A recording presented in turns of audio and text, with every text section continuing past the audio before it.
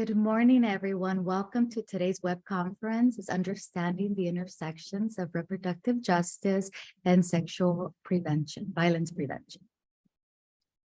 My name is Claudia Cibaja, and I use she, her, ella pronouns. I'm one of the project managers here at Valor. I'm happy to answer any questions, and if you do have any technical issue, please feel free to send me a chat on our chat box. And also, we do have Sandy. She's on our in Spanish interpretation rooms. I apologize for not putting your picture, Sandy. Sandy, you can say hi. She'll be in our Spanish room. Si necesitan cualquier pregunta, por favor, mándeles un mensaje a Sandy. Any questions for Sandy, please send it.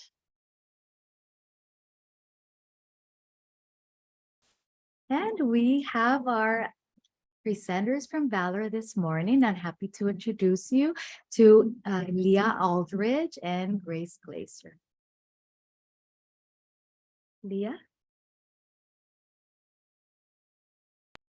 Good morning, everyone. I'm so happy to be here with you all, and I'm hoping that this will be a very robust conversation around the intersections between reproductive justice and sexual violence intervention and prevention. And hi, good morning, everyone. I'm Grace Glazer. I use she, her pronouns. I'm Valor's Public Affairs and Policy Manager, and I work closely with Leah on Valor's reproductive justice work, and especially at the intersections of sexual violence prevention. And looking forward to this conversation today. As Leah mentioned, there is definitely a lot of content that we're covering, but we want this to be as robust of a discussion as possible. So thank you for putting your introductions in the chat. I cannot believe how many states people are coming from this morning, and looking forward to diving into this content.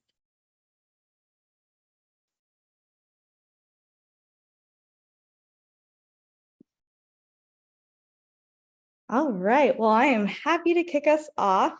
I think before we really get into the bulk of this conversation, it's helpful to start with some framing of the reproductive justice movement. So this movement was originally founded by Indigenous women, women of color, trans people, when they recognized that there was a need for a conversation around reproductive justice, right? And bringing together all these different intersections of reproductive work. So with that, Claudia, would you be able to cascade down the bullet points? Thank you so much. They coined this term reproductive justice, which basically took the words reproductive rights and social justice and threw them together. And this happened in Chicago in 1994. So this term has been around for a while, and it has been this ever evolving term. And from there, they took the framework of the United Nations Human Rights Framework. And then that is what has set forward the term for reproductive justice that we hear today. I think it's important to mention a few pieces of federal legislation and Supreme Court rulings that we have primarily heard about over the years. The first is Roe v. Wade, which was heard in 1973 and created a constitutional right to have an abortion. And then the next one was Planned Parenthood v. Casey in 1992, which in short upheld the Roe ruling. And then most recently, we have the Dobbs v. Jackson Women's Health Organization in the summer of 2022, which claimed that the United States Constitution does not grant the right to have an abortion, overturning jurisdiction to individual states. So this is kind of the long and short of where we've seen this occur within the United States, and is helpful in thinking about the history of the reproductive justice movement. Leah, is there anything else you'd like to add? Always, but I don't know if we have enough time. I will say this to further flesh out some of this context in this historical moment. As we talk about the intersections, it's, if we can go back in the way back machine for just a minute, I would like for us to recall that in the late 60s, early 70s, we are going through a kind of revolutionary countercultural moment. And we see the resistance to the larger patriarchal order in their efforts to control and surveil women, women's bodies, women's place in the public sphere, and so on and so forth. So not only are we seeing the emergence of a reproductive empowerment movement, but we're also seeing the emergence of sexual assault movements. We're seeing the emergence of the domestic violence movement is happening at the same time. The child abuse prevention movement, persons with disabilities rights is happening at this time, in addition to civil rights and anti-war, the farm workers and American Indian movement. So we're having this huge pushback, certainly culturally, here domestically in the United States and even globally. And we want to recall that much of this is rooted in ongoing patriarchal control and dominance, right? So when we think about sexual harassment emerges as a concept and as a legal precedent at this time. So if we're thinking about sexual harassment and sex discrimination, and that's growing in a particular trajectory around employment and education. We're seeing sexual assault, domestic violence emerging, and then it kind of grows in this trajectory of criminality. And then we're seeing abortion grow in this direction of privacy and rights, but also in terms of healthcare. But they're all rooted and steeped in this need for women and female identified persons to throw off the shackles of patriarchy and the various ways in which we are controlled in larger cultural society. What's also important about that moment is keeping in mind that in its rootedness around the need to control women, that we find ourselves separating. And so one of the things that we want to make sure that we happen today is that we are braiding or coming back to this understanding of how all of these different issues are interconnected, right? And really driving home the point that the fight to end violence against women, interpersonal violence, sexual violence, the fight to end all of that is intrinsically connected to the fight for reproductive justice. They are siblings. They are very closely related. So I'll stop there. Hey, Bernita, good to see you here. Love me some Bernita. Sorry about that. Good to be here, Leah. Thank you so much for what you just said. I'm not trying to interrupt, but I'm strictly on right now dealing with prevention. So thank you so much for saying those things. Right on, right on. And it's part of, and we'll get to this a little bit later on, but if we are going to be in full force around our prevention efforts, we must recognize what the root causes are of all of these social ills, right? And root cause, going back to this larger idea of dominant cultures need to control and surveil and police women presenting bodies, and our social mobility, our economic conditions and positions, our political positions, and so on. It's all connected. We must get at the root. So I'll stop there. Thank you, Leah. So before we dive into more of the intersections, I think it's important to talk about some of this terminology that we've heard circulating for years. And I have to admit, when I first started really educating myself on the intersections of reproductive justice and sexual violence prevention, I oftentimes conflated some of the terminology. And so I think it's helpful in having some framing surrounding the three primary terms that we hear a lot in the repro world. The first is reproductive healthcare, which is inclusive of all healthcare related to sexual and reproductive systems for all genders. This is often heard throughout pregnancy planning, prenatal, postnatal care, and it's terminology that you'll primarily hear used by organizations like Planned Parenthood, healthcare clinicians, physicians, healthcare clinics, and even as a direct service provider, this is a term that you might use when you're connecting a survivor to services. The next terminology or term is reproductive rights. which you will hear most often referred to within policy, either at the local, state, or national level, and that is the legal right to access reproductive health care, sex education, family planning, and other reproductive health care services. And then the final term is reproductive justice, which we mentioned at the top of this webinar, was first developed in 1994, and it is the human right to maintain personal bodily autonomy, have children, not have children, and parent the children we have in safe and sustainable communities.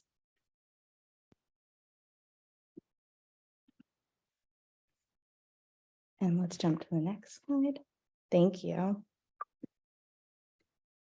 And then additionally, since we are talking about the intersections, I think it's helpful for us to think about some of the terminology in our own movement, and want to touch on sexual violence prevention, which is a systematic process that promotes healthy environments and behaviors and reduces the likelihood or frequency of sexual violence occurring.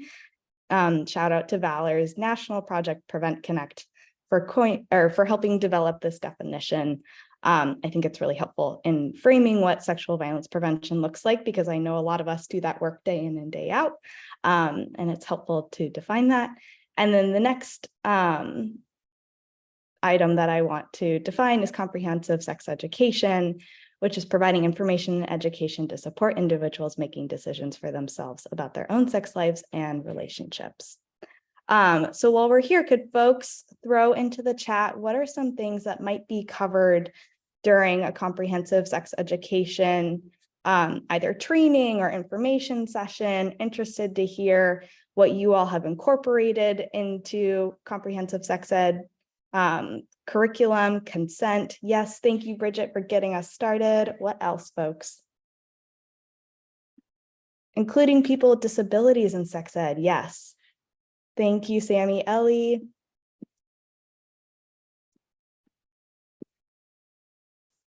Pleasure and healthy relationships, gender identity, gender expression, sexual orientation, media literacy, bodily autonomy, kink and BDSM. Ooh, these are coming up faster than I can read. Reproductive and sexual coercion, misogyny, homophobia, cisgender, racism, education, info for all sexes, genders. Yes, you all get it. I am thrilled. Thank you, everyone, for continuing to drop these in the chat. Absolutely, you all are so on it. So we know that it can vary depending on state. We know definitions of comprehensive sex ed varies depending on by state. But overall, right, it's about looking outside of the work that we do and thinking about how we are educating and the ways in which we are working outside of our siloed system, to make sure that we are providing as comprehensive information as we can. To that, I would add that I love the language and the directions and the way in which we are providing education and thinking about these, the interconnectedness of all of this. And to that, I would want to add how we develop a language that encompasses or incorporates the concerns and the goals, the outcomes, the political will, if you know, the kind of politics, if you will, of reproductive justice and sexual and interpersonal violence intervention and prevention, that recognizes the role of patriarchy and misogyny, right, in this work, and lifts it to this place of thinking about it in terms of justice, right? We're really good at thinking about individuals and what happens with individuals and the way in which we respond as individuals. How then do we, you know, looking at a socio-ecological model, extend that all the way out to the societal level? If we're thinking about what happened with the Dobbs ruling back in 2022, that was, and a little bit of backstory about the work that Grace and I have been working on. We recognize that sexual and interpersonal violence as a field and as a movement have been, you know, kind of lax, if you will, in doing this work with the reproductive justice movement. We have for over 50 years been able to confidently work with survivors and let them know that in the event that, you know, a pregnancy is a result of violence, that they have options and that they have access to the termination of those pregnancies. And that's not so clear anymore. It certainly isn't clear across the country.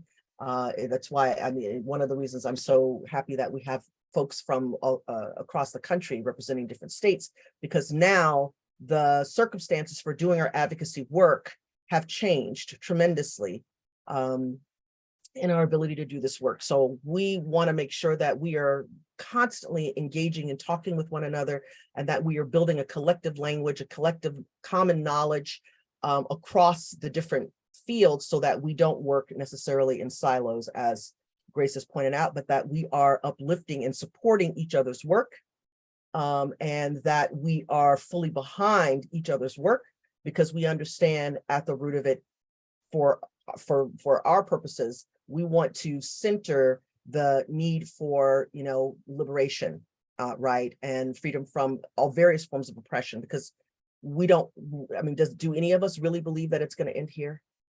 Do any of us really believe that it's going to end here, right? So I want us to think about how we build common language, common goals, common vision for justice and liberation for all.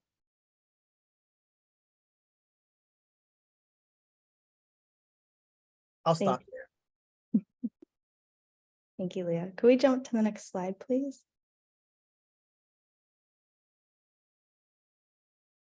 Oh, there are some of the examples, but you all touched on it already. So now that we have run through some of the terminology, I am just so thrilled with how engaged everyone is in the chat, and would love to hear from you all. Now that we have a shared understanding of definitions and terminology, how does reproductive justice support or influence sexual violence prevention? And if you want to come off mute and share, we welcome that. Or if you would like to throw your answer in the chat, we can also do that as well. We see that while people are unmuting, Kira Lynn points out that the DV and sexual violence, domestic violence, sexual violence agencies have strong referral relationships to other resources like food banks, but there is less of a, or not as strong a relationship with abortion providers. And if the leadership at your organization won't foster that connection, it then kind of becomes the work of the advocates to make that happen, which is, you know, kind of not really that unusual, but at the same time, it is important that the leadership make that a concerted, intentional effort to build those relationships and make those referrals happen. Because as the leadership goes, so goes the organization. And we've seen over the last year, you know, kind of disconnection between leadership and various strata within our organization. Some people believe that this is the purview of the work of sexual assault, domestic violence organizations and programs, and others who have been told with all clarity that this is not their lane. And, you know, no shame in that, no judgment in that. And we want the coalition of the willing, the folks who want to jump on board, who recognize that this is our work, come on board, and, you know, others will, we believe that others will get on board and will follow with that. Anyone else? Other comments?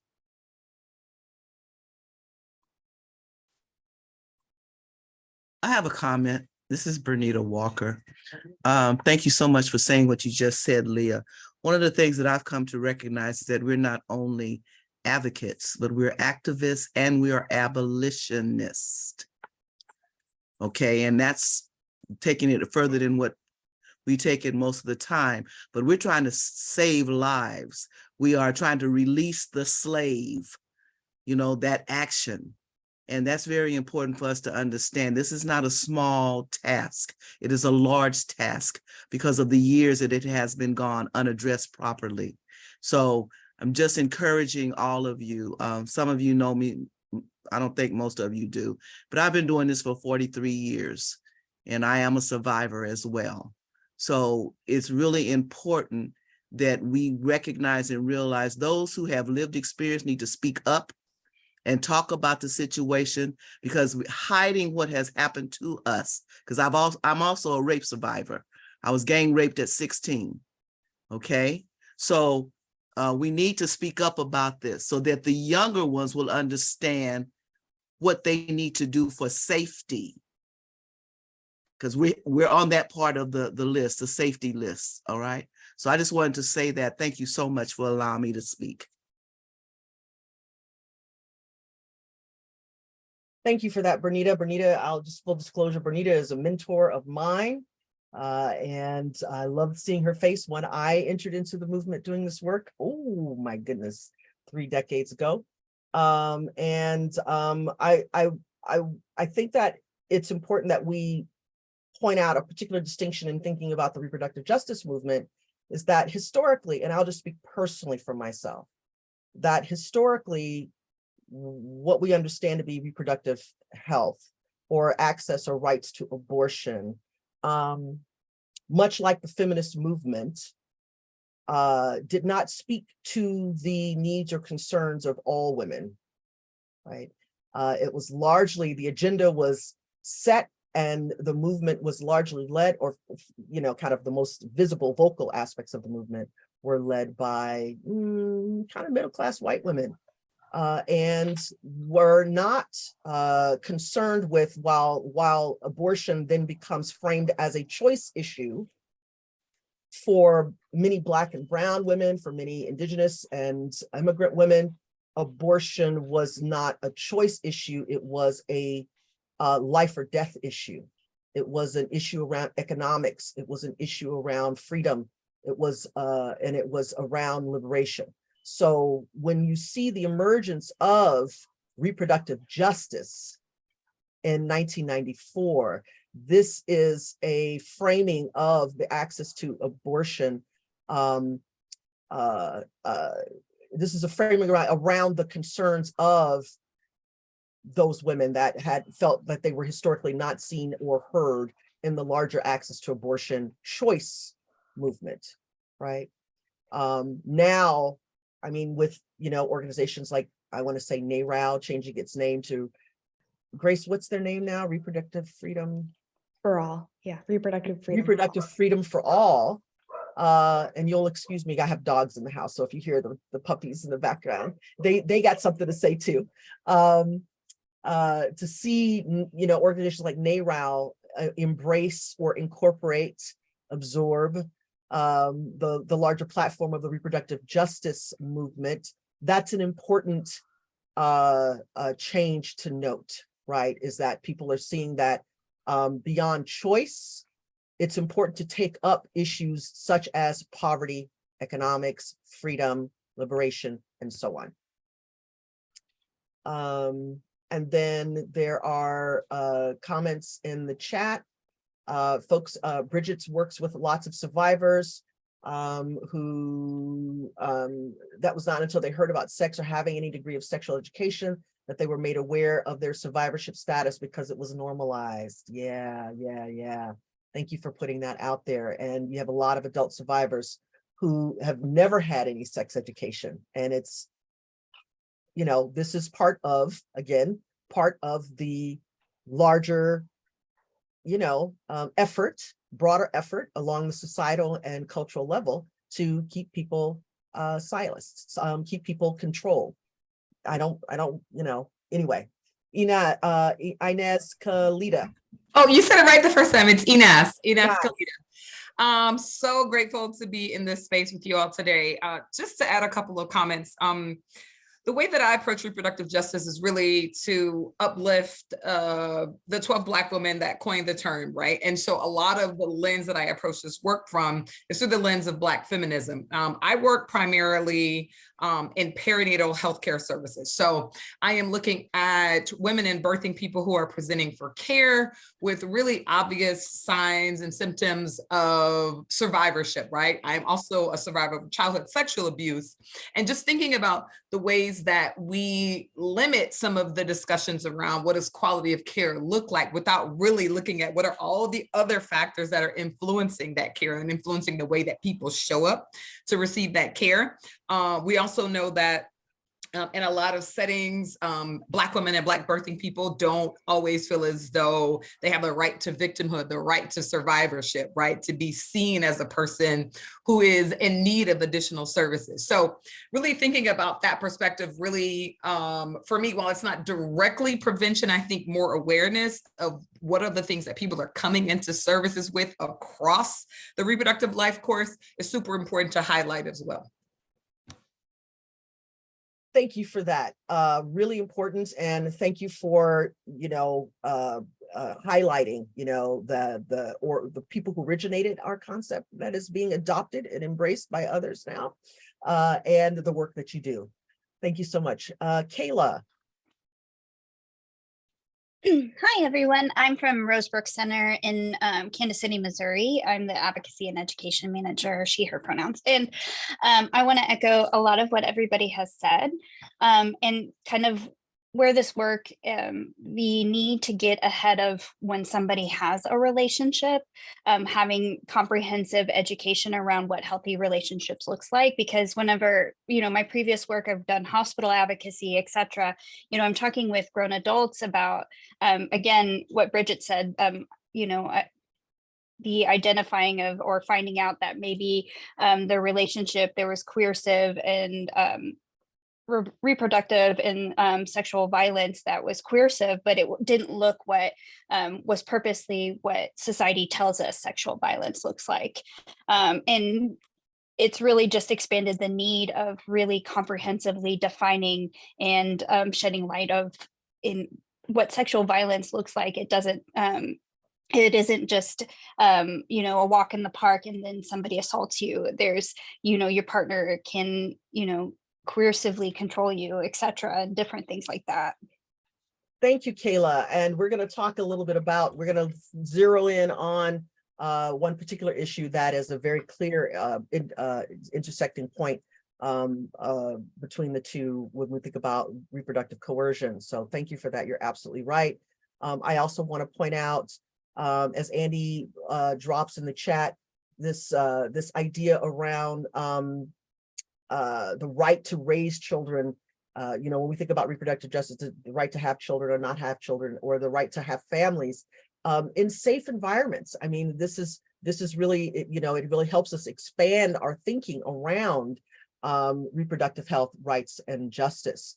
Sammy points out that, paying attention to persons with disabilities and how reproductive justice is about access and pushing back against forced sterilization. This is all part of that broader conversation. Just here locally, in Northern California, in the Reno area, we have medical doctors. Should I go down this path?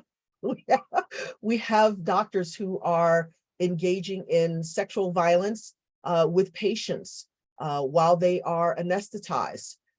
Doctors who are sterilizing patients without their knowledge. We have a case that's happening right here in the Reno area, Reno, Nevada, Tahoe, Nevada area. We had recently migrants who were being sterilized against their will down in Georgia, and we had a whistleblower that exposed all of that. All of these are forms of sexual violence, right, that impact survivors' sexual health and well-being and their ability to reproduce at some point in time in the future.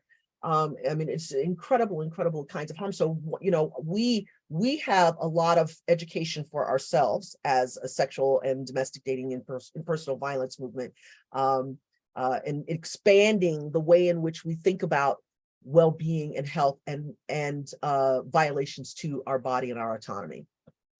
Kayla, did you have something else that you wanted to add? Because I was looking at your hand is still up, or if not, I'm going to move on. Oh, okay. Bernita. Have to unmute myself. You brought in the medical professionals that are also involved. We need to also look at the faith community. there is a lot of things going on and not enough education that is coming out of the faith community concerning it. There is sexual wholeness that we discuss in the faith community that is not too often expressed because they don't know about it enough. There's a silo that is there as well that needs to be broken, and that's another area that we're striving to break in the Interfaith Committee on intimate partner violence within the Domestic Violence Council in the County of Los Angeles. So that's another area that needs to be explored as well. Absolutely. Especially when faith is the moral underpinning for denying access to reproductive health and reproductive justice. It's so important that we engage faith communities as a strategy and a domain for preventing not only sexual and domestic dating and interpersonal violence, but in enforcing and uplifting and not enforcing, but uplifting and expanding reproductive health for all, right? Definitely. Thank you for that. Let's see. Jesus talks about the penalties for abusers should be more effective because without physical aggression, people don't make DV reports. Yes, many of us move towards looking at the criminal legal system in response to domestic violence. And then there are other ways of responding, ways to which we can hold people who cause harm accountable for that harm that they cause, right? In effective ways. And many survivors of interpersonal violence really just want the violence and the abuse to end.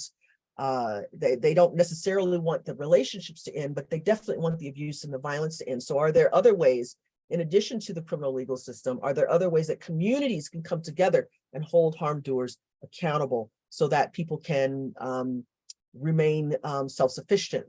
If we think about safe havens in Boston, they're doing a lot of really kind of faith-based organizing around violence, interpersonal violence, and thinking and go on. I'm gonna go ahead and let's see. Oh, and then we want to pay attention to what's happening to people who are incarcerated in detention and the lack of access to bodily autonomy and, when they are in detention or incarcerated, and the level of sexual violence that occurs there. So yes, if we are working in these different arenas, we want to make sure that we're bringing in a consciousness and beyond a consciousness events, activities, strategies, approaches to reducing and preventing reproductive injustice and sexual or interpersonal violence within those settings. Okay, thank you for that, Grace, for putting up the, this is a very, putting up the Safe Havens information. So now let's talk a little bit about reproductive health care and sexual violence and interpersonal violence intervention and prevention. Thank you so much, everyone, for your comments in the chat. That again, it was really important for us that this be a conversation and that people weigh in. Part of our charge at Valor is to collectivize people's experiences and the things that people are doing. Because we're learning just like so many of you. Again, the awakening that happened about a year ago was a call for us to educate ourselves across the board. So you all are being very helpful to us in our own edification as well. So in thinking about reproductive health care and sexual and interpersonal violence, interpersonal reproductive abuse, okay, or coercion is when a person tries to control another's reproductive choices in order to control their life, including forcing a partner to stop using birth control or other barriers, forcing a partner to become or stay pregnant when they don't want to be, forcing a partner to terminate a pregnancy, intentionally exposing a partner to a sexually transmitted infection, degrading or retaliating against a partner who has a sexually transmitted infection, removing a condom or barrier during sex, stealthing, or hiding, withholding, or sabotaging a partner's birth control, right? So, and just in that little microcosm, right? We see the ways in which people can manifest these things. And I'm wondering from all of you who are on today's part of our conversation, if any of this sounds familiar with the people that you work with, or in the circles in which you were privy to this information. Anybody heard about this kind of stuff? I remember when I first heard about the removing of a condom or a barrier, they called it was like, is this sexual assault? The question was, is this sexual assault if somebody does that, right? Or they were calling it rape adjacent at the time. People have settled on this term stealthing, but I'm wondering if other people are engaging in these conversations. Not disclosing if they are having sex with other people. Oof, oof, oof, oof. Kira Lynn points out that the state hasn't even figured out how people will get an exception, but it involves mandated police reporting. Yeah, not accessible or safe. Are we talking about how important it is for the DV sexual violence will to speak on how rape exceptions to abortion bans do not actually exist in reality. Yes, we know the Grace and I just we're having conversations about how rape exceptions in terms of rape or incest. It's like, how are you supposed to prove that? Like, what kind of a boondoggle is that, right? How? Anyway, the difficulty in all of that is just amazing and overwhelming, and makes our work and the lives of survivors that much more difficult. April points out how stealthing is definitely sexual assault. If sex is consented with a condom and it is removed, then it is assault. So, that's the way I think about it. So if you all are having this experience, particularly in working with colleges and universities and campuses and working with young people, you definitely want to make sure that the people that you are working with, your communities, are aware of that. Sammy Ellie points out how threatening to out trans identity becomes a way to coerce people around sexual identity, sexual behavior, sexual practices, and reproductive care. And Kayla points out that as a coordinator in hospitals, over 35% of survivors, wow, 35% of survivors served at the hospital reported sexual and reproductive coercion. That's just one advocate, right? Luz has their hand up. Hello, I'm here in California with Community Solutions, and I'm actually anti-human trafficking area. But this topic is pretty interesting about the intersection that it has with sexual violence. And I just noticed the pattern of forcing a partner. So to be considered as reproductive abuse, is necessarily need to be a partner in these specific cases, because I'm thinking about, for example, like mothers, because cultural reasons, they don't want their children or their girls to use birth control. What about sabotaging on those cases? What about like stopping pregnancy on those cases? That will be in not necessarily a partner, but it will be considered also like a reproductive healthcare. But it's just, it jumps out to me that we're partner all the time. Gotcha. And thank you for pointing that out, Luz. I would imagine that if you had a family member that was engaging in the same kind of sabotaging or withholding practices, yeah, I would see the harm is the same, right? Or at least there is harm that you can account for as well.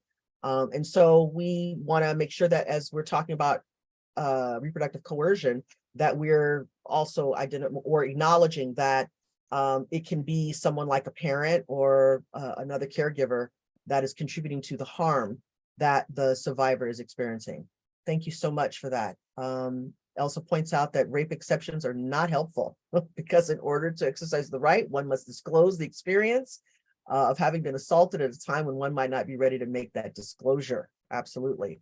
And then and then depending on the circumstances, it could constitute domestic violence. So let's explore further these our understanding of these intersections, right? So in understanding the intersections, we could go to the next slide. Sexual violence and reproductive coercion are a public health crisis. It just is. I mean, if it was Kayla's experience, or oh gosh, I don't remember who's one of the comments in the chat talked about, 35% of folks in one hospital, 35% in one hospital pregnancies are the result of reproductive coercion. Yeah, we can say that it's a public health crisis and disproportionately impacts women, people of color, people with disabilities, and so many more. If we looked at the NISVS survey from 2016 and 2017, they found that 15% of individuals surveyed became pregnant as a result of rape. And I'm going to assume that rape definition that is defined in accordance to kind of legal standards and is not including coercion, right? So if we were to expand the context of the circumstances, that number could grow, exponentially. And then if we look at the Turnaway study, that points out how individuals who were denied abortions were less likely to cut off contact with an abusive partner and more likely to remain or fall into poverty. So we can see how these contexts really become about more than just whether someone is singularly pregnant and gives birth, but it becomes an issue of how it impacts the overall health and well-being of a pregnant person, right? It impacts them overall. It impacts their economic status, their political status, their ability to participate in broader society, as it impacts them psychologically, emotionally. That means that for many of them, they have to remain in the abusive or controlling relationship for a longer period of time, right? So this is why we want to make sure that when we're talking about the intersections, we're looking at larger comprehensive health and well-being of women, pregnant persons, children in those situations that, older siblings and what have you. And it really impacts an individual's right to fully and meaningfully engage in society, right? As Bernita points out, it's like a ripple, right? A stone skipping in the water. It emanates out. Okay, next slide. We understand that increased rates of interpersonal violence during pregnancy can result in less likely to obtain early prenatal care. And this can be particularly impactful among Black women who we already know have lots of barriers to access to quality health care. When we think about infant and maternal mortality and health rates among Black women or immigrant women or persons with disabilities, right? We know that if there's interpersonal violence, they are less likely to be able or have access to those things that will ensure a healthy or a full-term healthy delivery or pregnancy, and that they maintain a certain level of health and well-being for themselves. Also more likely to experience preterm labor and have low birth rates and increased postpartum depression, right? So again, it's not just about choice. It's about the health and well-being comprehensively and holistically about individuals, homes, communities, larger society, right? Kayla points out that being murdered by a partner also is a #1 cause of death for pregnant people in the US. That was published in a Harvard study, according to Kayla. I remember that being pretty consistent for the 30 years that I've done this work. And that pregnancy for many people in abusive relationships increases the risk to more interpersonal violence, can increase the risk. And then the cycles, they continue. And then in thinking about continuing to think about the intersections of reproductive justice, reproductive health, and sexual and domestic interpersonal violence. Doctors and clinicians, if we could go to the next slide, doctors and clinicians are routinely receiving disclosures and negative reproductive abuse about navigated reproductive abuse and coercion. How many of us participate in educating medical boards, medical students about this kind of information? I did it a long time ago. I used to go over to UCLA. I was invited in as an advocate in the community to talk to med students about sexual assault and interpersonal violence. And it was amazing what those medical students did not know. It was amazing what they did not know, because they're just bringing their kind of cultural knowledge into their experience as physicians when they're working with patients and what have you. And unless medical students are getting specific information, has anybody heard that, you know, you have medical students who are, as part of their training, allowed to do like pelvic exams on sleeping patients? I mean, we could go back to the history of gynecology here in the United States and the way in which there were experimentations or treatments that were being developed on enslaved women at the time. I mean, you know, we need gynecology and obstetrics. And at the same time, we need doctors to be, you know, kind of do no harm, right? Kira Lynn. Hey, thank you so much for everything that you're saying. I just wanted to speak a little bit to the medical providers. So I worked in DV and SV for my whole career. And last year I made a change and came and worked for a Planned Parenthood for a medical provider where we do all kinds of things. And I was like leaving DV and SV because Roe fell and I needed to be at an abortion provider was my decision.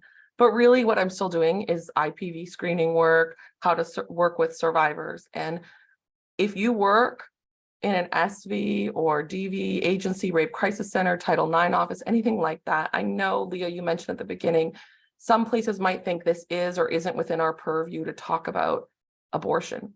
If you work at one of those places, if you work in the movement to end rape or support survivors, you're in the bodily autonomy business, right? And so what I said to the rape crisis center where I worked when Roe fell and we were or weren't making a comment was, why do we even do what we do in the first place? Why is rape even wrong? Let's go way, way, way back to why we even care that someone is violated.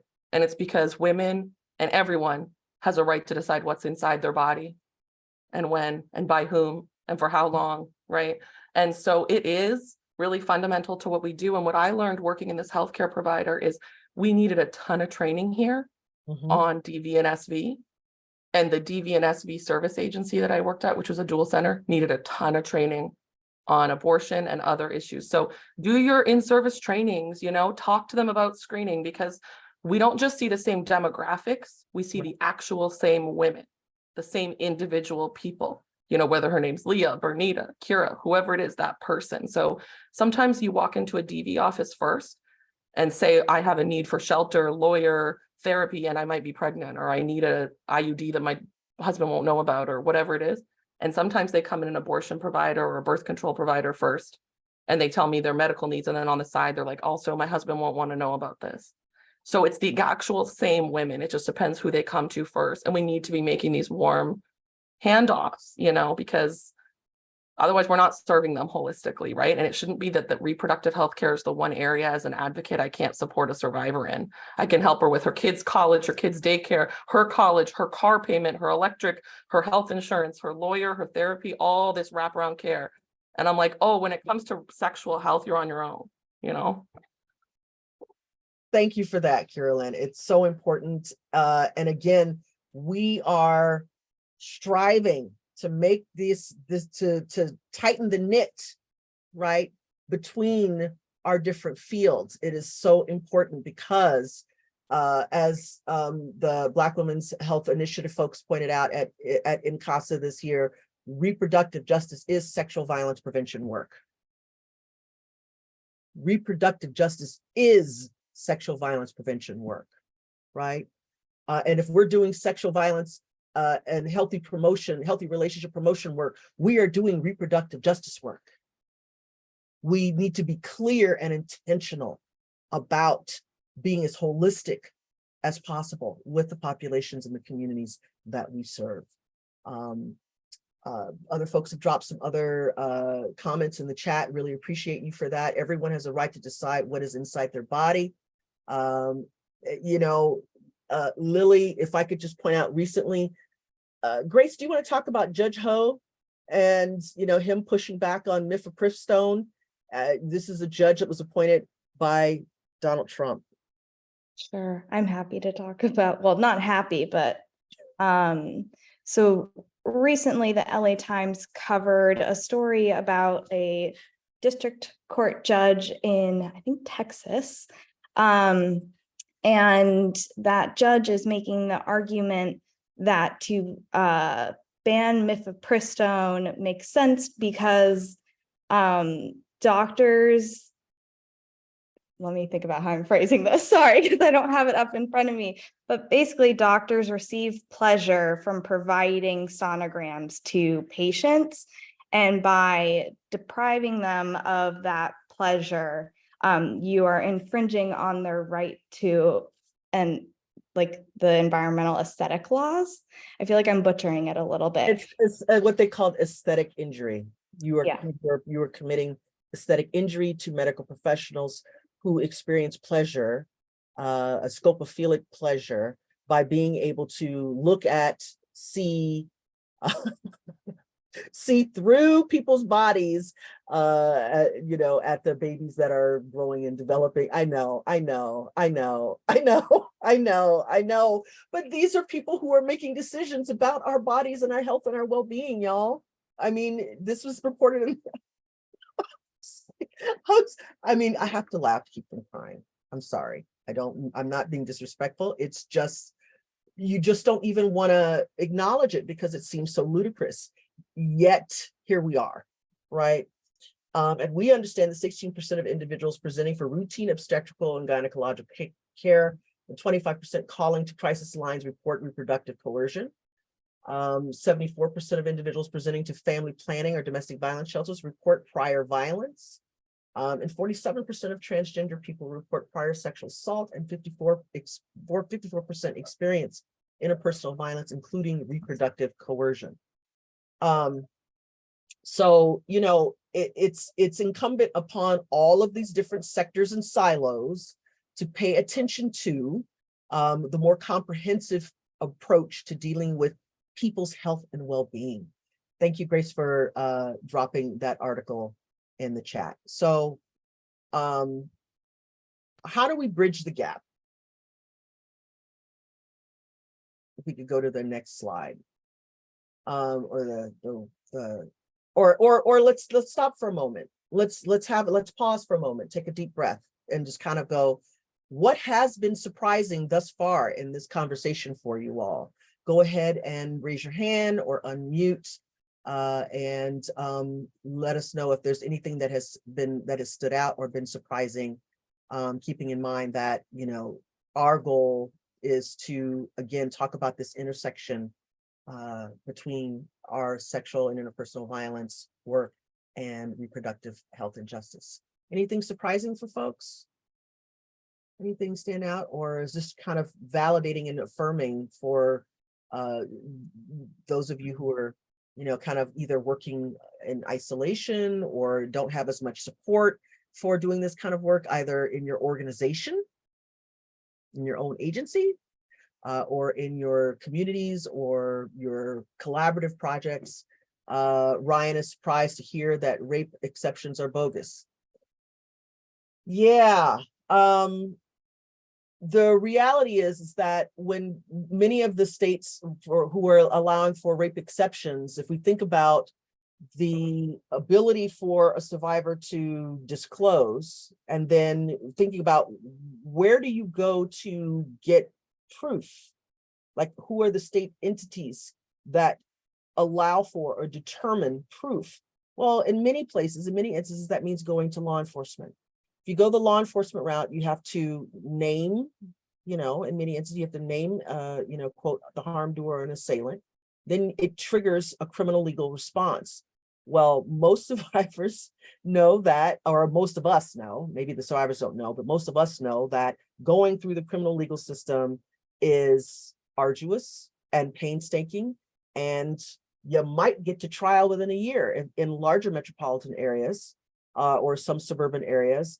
In rural areas, it may not be safe to disclose, you know, because of proximity, or maybe there's a close-knit community and everybody knows everybody, and what have you. So the ability to prove rape or incest for the purposes of obtaining the termination of a pregnancy that was the result of rape or incest is, you know, nearly impossible. Some of the work of Mary Ziegler points out the fallacy of the rape exceptions clause in many of our state legislations around regulations around abortion, access to abortion. So if you have a chance, check out some of the critical work of Mary Ziegler in doing that. Other folks, this article, yeah, but reproductive abuse is more information. Yes, definitely. You know, when we think about, you know, it's nice, or not nice, but it's helpful to our work when we can actually come up with language that speaks to the characterization of what people are experiencing. Because, you know, somebody might not think I was raped if, you know, a partner took a condom off, but you can get closer to that experience and articulating it when we refer to it as reproductive coercion or a form of sexual coercion, right? That people kind of like, oh, okay, they can get with that. That aligns with what their lived experience has been. Katie is unpleasantly surprised by the excuses male lawmakers and judges come up with to block healthcare for people with reproductive abilities. I keep going back to the woman in, I want to say it was either Arizona or Colorado, who had been in a coma for a year, or had been in a coma for like 14 years, who became pregnant and had a baby. She was in a care facility and became pregnant and had a baby, right? So, you know, when we think about people, what we call vulnerable populations and how they become targeted for violence and coercion and abuse, it seems to me that we want to be that much more aware and attentive to those populations. Let's see, judges worried about medical providers. Just like Bernita, I don't know if we can include the text in the chat, but you know, we'll see if we can do that. Sometimes it saves the chat. Let's see, and if we're lucky, we'll take yeah, the 3 dots are not there to save the chat. Oh, darn. Okay. So that's what I was asking. Okay. I'll look into it and see if we can publish a copy afterwards. We will make the recording available on Valor's website as well. Okay, thank you so much. And then, you know, when we're thinking about vulnerable populations, how, again, not having access to reproductive care becomes that much more of an impediment for vulnerable populations. We're thinking about people who are homeless or unhoused. We think about teens, adolescents, teens. I mean, and how that then impacts the overall trajectory of their lives. Ryan would like to know more about how the experts use the term rape and sexual assault. Is rape not just a legal term? There are specific definitions, or there are specific acts that differentiate rape from sexual assault, depending on what state and the way in which we think about the different statutes here in the state of California. If you want to look up 261, they will delineate rape from sexual assault, from lewd, lascivious, from sexual battery, and so on. So there are ways in which your state's statutes will delineate certain behaviors. A lot of it is around criminality. A lot of it is around the way in which people feel that they can get what they can prosecute, right? So sometimes a sexual assault might be bust it down to sexual battery because they feel like they can get a conviction on sexual battery as opposed to a sexual assault or a rape charge and what have you. So you'll want to look at to what your state's statutes say specifically about that. Seniors in residential facilities, persons with intellectual disabilities. Yes, we want to make sure that if we are not already traveling and having conversations with folks in those circles, that we are engaging in these conversations with them, building up their capacity to do sexual violence and interpersonal violence prevention and reproductive justice work with the populations that they serve, right? Anything else that surprised people? Okay, then let's talk about bridging this gap. If you go to the next slide. Grace, do you want to take that? I would be happy to. So we've laid out a lot of examples of where reproductive justice and sexual violence prevention have intersected, as well as sexual violence and reproductive coercion have intersected. And, you know, Leah and I have talked briefly about some of the work that we all do at Valor to bridge the gap.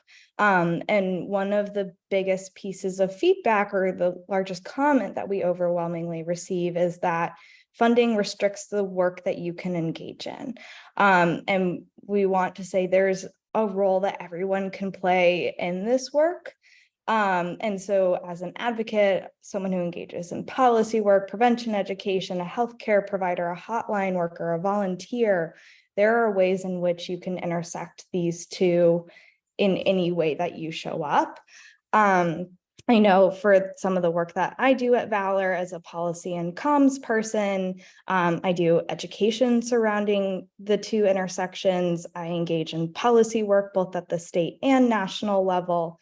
I put out communications on the intersections of the two, a social media graphic that says, this is what the intersections look like. What kind of work are we doing to educate our communities? And so there's a little bit of for everyone to do. And interested to hear from folks, what are ways in which you work at the intersections or educate at the intersections, or ways that you see your job being at the intersections of these two topics? And as people think about how they do that work, and either drop it in the chat or unmute to chat, Carolyn points out that we are all allowed to do advocacy. Even as a nonprofits, we are all allowed to do some level of advocacy, policy advocacy around laws and what have you, and that includes abortion access or reproductive justice. And so for your organization, it might be a matter of priority or will. And in the meantime, Carolyn points out, recommending that sexual violence advocates get really clear on emergency contraception. Some states are having more challenges around emergency contraception than others. We find that in some instances, those that are coming after all reproductive justice and reproductive health access are going after emergency contraception as well. So we realize that as we're kind of scrambling and kind of playing defense, that's one area that we want to make sure that we're covering also, which is emergency contraception. And just to clarify, Leah, what I meant by that, like the policy changes around emergency contraception matter, but also specifically if you're working with survivors and you're used to answering the hotline or going on hospital response, when there's a world where abortion is accessible, and depending where you are, might never have been that accessible, but if you live in a major city in Florida, which is where I am, it's usually been accessible. And we're helping people make decisions as much as we don't make it for them. If you hear someone saying like, no, I'm not going to go to the hospital, no, I don't need any medical services, that's within their right and they're weighing their options, and I understand it. But if they're weighing it unaware that abortion clinic where they had an abortion 3 years ago isn't there anymore, we need to give them that guidance, not to make that decision for them. But so now is a great time for people who work with anyone in the immediate aftermath, really understand emergency contraception. People over 165, 185 pounds cannot buy it at Target. Plan B off the shelf isn't going to work. Learn what's available in your community, and you have a Planned Parenthood near you or some kind of sexual health center that has grant requirements like you, that wants to hit a certain number of education sessions, like they will probably come help you and do an in-service for your training, and vice versa, you know, the reverse should be happening too. So I find that that's an area where we used to kind of, we don't want to give medical advice. We're not medical, you know, experts necessarily as SV advocates, but it's not enough to just turn those people over to, you know, medical for later. We kind of have to get that information and be keyed into where can someone who's 200 pounds get emergency contraception in your community? Because half of the survivors you speak to, Plan B isn't tested for them, right? So then we need to figure out something for them in that moment if we can. Yeah, just to answer, Plan B is tested for people up to about 165 pounds. There's some other over-the-counter things that might be in that range. But for people well over 200 pounds, we're looking at an IUD insertion as a sexual prevention, pregnancy prevention after sexual assault or a sexual encounter of any kind. Yeah. But yeah, I'm right there with you. I'm right there with you. I didn't know, and Lord knows that I would be in trouble because I am over 200 pounds. Thank you for that. That was really enlightening. I appreciate that. So if Claudia, if you could go to the next slide, if we could talk about how people are operating at the intersections, or hear more about it.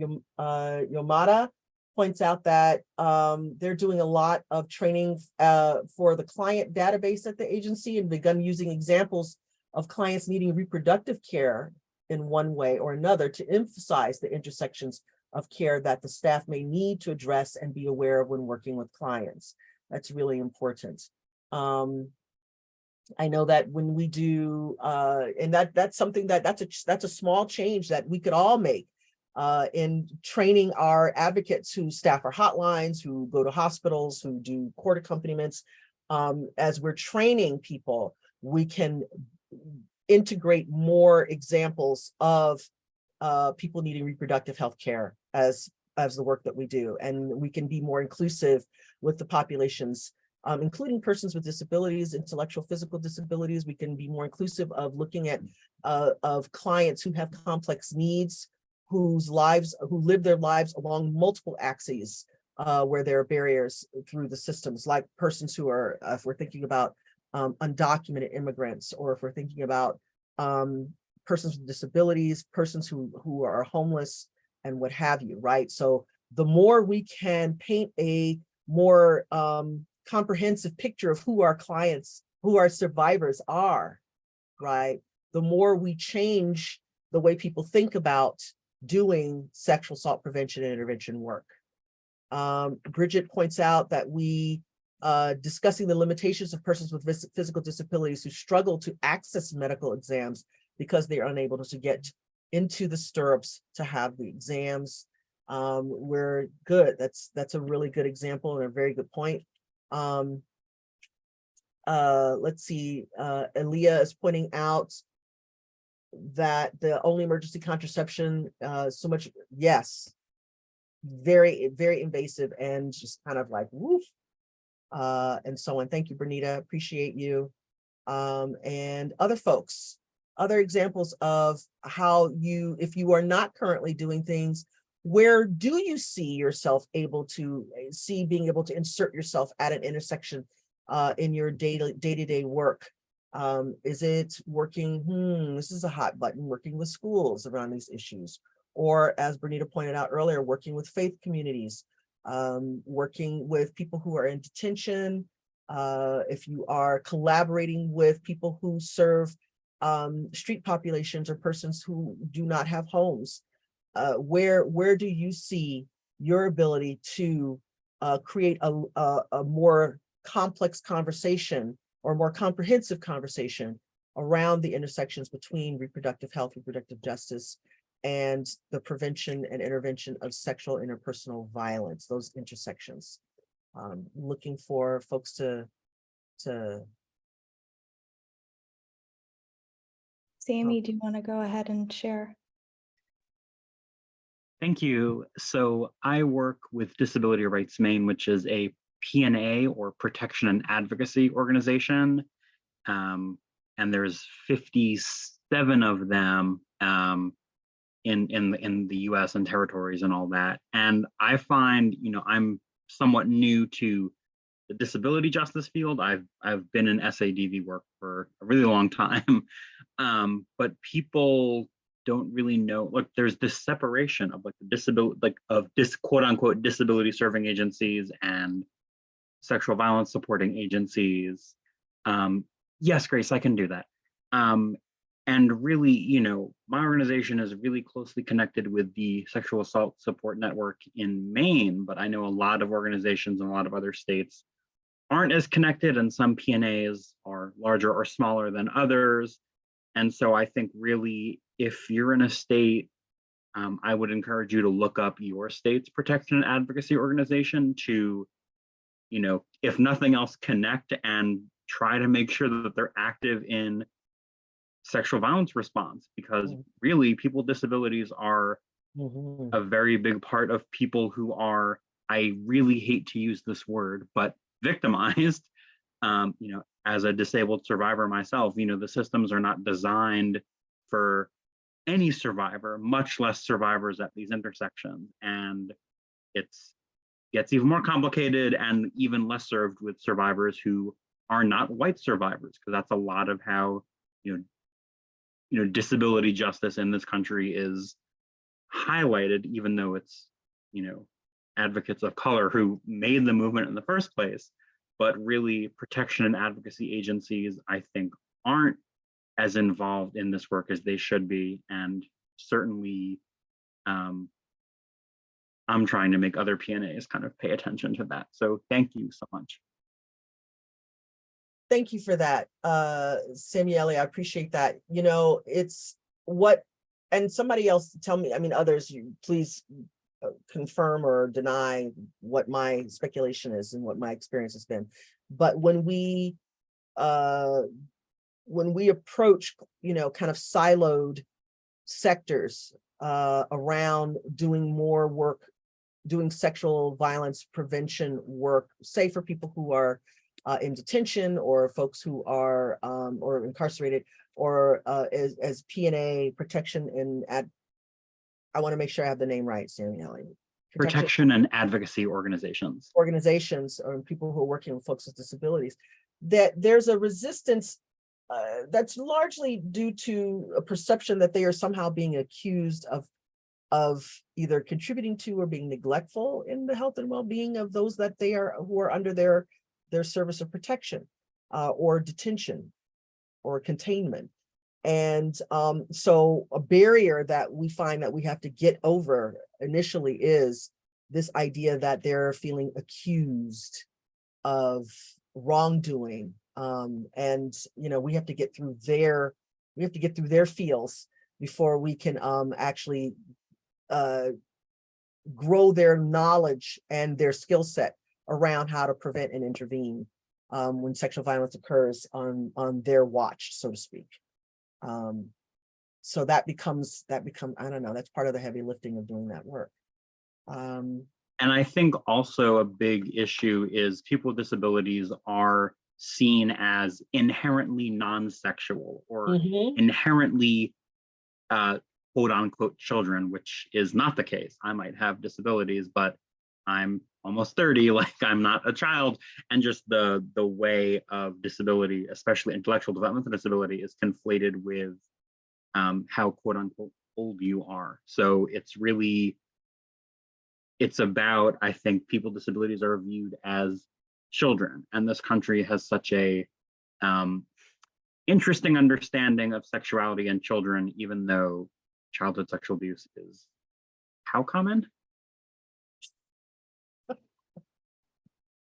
It's way too common. We have a toolkit that looks at increasing the intersections between other advocacy entities and sexual assault.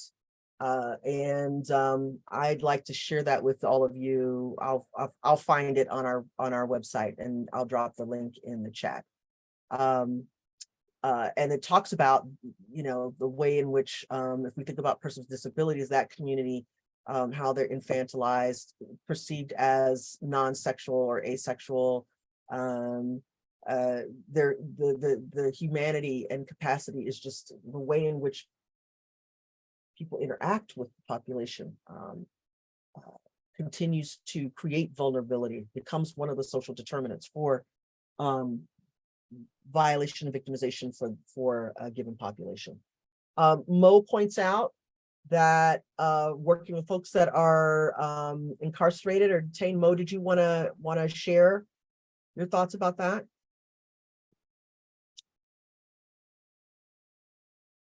And thinking about a large part of the educating the larger public. Oh God, educating the larger public about the reproductive injustices and needs of people in detention. People often assume that folks in detention aren't deserving of care.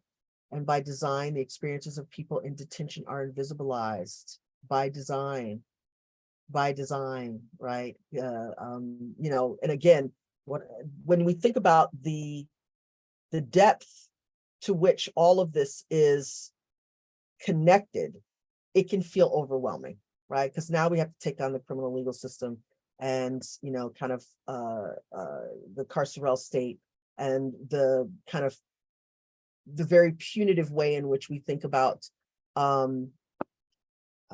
quote criminal activity or behaviors, or, you know, people who do harm in our communities. And just people's first reaction is lock them all up, just lock them up, bury them under the jail. There's that, a lot of that is steeped in a morality that says you must have done something wrong and therefore you must be punished. And, you know, for most of us, the first thing that we think about in terms of punishment and being punitive is incarceration or detention. And the idea of being able to get our culture and society to think of alternatives to incarceration is really challenging by order of magnitudes. Just, you know, if you haven't been part of that conversation, haven't been listening to those debates, it is really difficult to move people away from just incarceration for everything. And, you know, the way that safety has been framed in our society for hundreds of years has been around incarceration and detention. That's the way you make people safe, is policing and incarceration. And we know that by investing in prevention, that's the way in which you create long-term safety and good health, right? I appreciate you, Mo. Thank you for that insight. Grace, you've included some sites in the chat. Can you say a little bit more about those? Oh yeah, okay, go ahead. Yeah, sure. So the links that I threw in the chat at 11:16 are Sammy Ellie's agency and the national network that they're part of. We will also share out any resources that we've dropped in the chat throughout. So folks, if there is additional information that you would like us to distribute with webinar attendees, we'd be happy to do that. And also recognizing that, you know, this can be an ongoing conversation. Reproductive justice is a spectrum, as is sexual violence prevention. So there really is space for all of us to be doing this work and advancing the goals of the two movements. So with that, I want to be mindful of time. We have about 9 minutes left and want to leave some space for some Q&A. Do folks have any questions, comments, lingering thoughts, anything else that they would like to share? I had a question about, in particular, the California case about aesthetic injury. Are you all concerned about cases like this popping up elsewhere? I'm in Arizona, so it's terrifying over here. Have you seen evidence of people trying to use this perspective in other places? So when I saw that article, I believe the judge is in Texas, so it's not here in California. But I did reach out to individuals on California's Future of Abortion Council and just asked if this is something that they are hearing within California or in other states. And they did not indicate that it's a widely used argument, but I think it, you know, points out that there will continue to be arguments that we see pop up. And whether there's any levity to it or not, that will unfold in the courts. But I think it's also important for us to be aware of what is being said and ways in which we can use our skills and our intelligence within our own movement to be educating the larger audience about the intersection of these two topics. Thank you.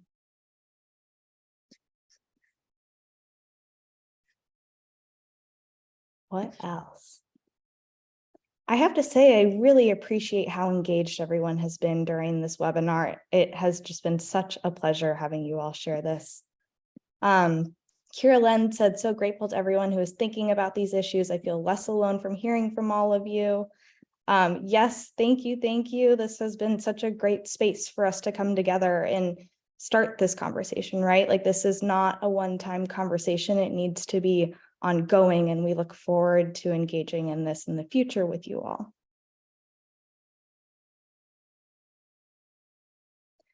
Yes, I will re-drop the link to the LA Times article about aesthetic injury. One moment. To be fair, I don't know how wide or whether that argument is going to catch fire or not. But I will say this, we have to be vigilant, as if we don't have enough to pay attention to, but that we do need to be vigilant about the way these arguments pop up and the way in which they catch fire. It's real tempting to dismiss, this kind of thinking and this position that this particular judge has adopted, someone who has authority and state power to impact lives of he's a circuit court judge, so it's not just Texans, but that district. I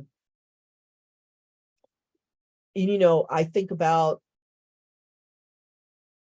how there is a phrase that's floating around now, post-birth abortions.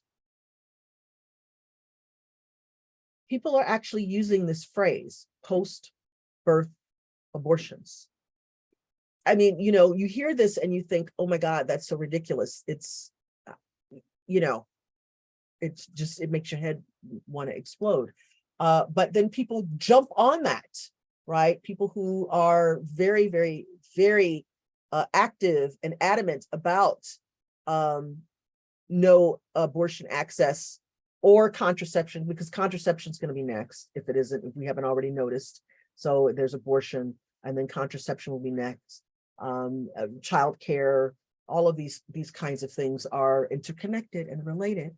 But if there are people, who feel comfortable in using a post-birth abortion phrase, we can't be dismissive, I guess is the point that I'm trying to make. So we want to pay attention to when these kinds of arguments come up. We can't let them knock us off the square and distract us from the work that we're doing, but it's one more area that we want to become conversant at being able to challenge as we move out into our communities and do more of this work. I'll stop there. I don't know if there are other comments or other questions or thoughts. Would people be interested in being able to have an ongoing kind of conversation? I don't know, maybe once every 3 months, we come together and share strategies or look at things that are emerging. I think it's important that we stay in communication with each other as things pop up and change from one day to the next in our various localities around the country and in our various territories. So some folks from Puerto Rico here, we also have advocates in the territories of Guam and American Samoa and so on. And we're all affected, people who are doing work with the military and thinking about the way that Tommy Tuberville is holding up confirmations because of the U.S. military's healthcare that it offers to around reproductive healthcare, right? So I think it's important that we continue to talk about what's happening at the local as well as the regional as well as at the national level, and how we can build momentum, particularly as we move into an election year. Absolutely. And Leah and I want to be a support to you all. We are definitely still learning the terminology and navigating how to do this work. It is such an ongoing process. But our contact information is up on the slide, so please feel free to reach out at any point. We really look forward to continuing this conversation and appreciate how engaged everyone has been throughout this hour and a half together. I would like to formally thank, as Sandy has pointed out, Valor's interpreters, Angie and Diego, for also, in addition to Sandy, I want to also thank the interpreters, Angie and Diego, for their amazing support during this session. I'm going to try and say this in Spanish, Sandy, so don't be mad at me. Gracias a los intérpretes de Valor, Angie y Diego, por su incredible apoyo durante esta sesión. Mil gracias. Don't at me, y'all. Let's see, Claudia, any closing thoughts or comments from you? No, thank you. I'm so grateful for everybody, how interactive they were. And I did get a lot of people wanting to continue this conversation. I've read that they haven't had so much information on this topic ever. So I feel that maybe we can coordinate and have this ongoing conversation. I will definitely, please do reach out to us and we can coordinate and plan this and maybe have it every 3 months as an ongoing conversation and learning from each other, because we are stronger united, right? So I think this is so important to continue this and learn from each other. Thank you so much for being here today. Thank you, everyone, for being here today. Know that you are on the right side of history in the work that you are doing, and that you all are, you know, our local heroes, because this is a worthwhile fight, and it's a difficult one. And we want you to know that we appreciate you and all the work that you do on a daily basis. So thank you for joining us this morning, this afternoon, and please be well. All right. Bye all. Thank you. Bye. Thank you.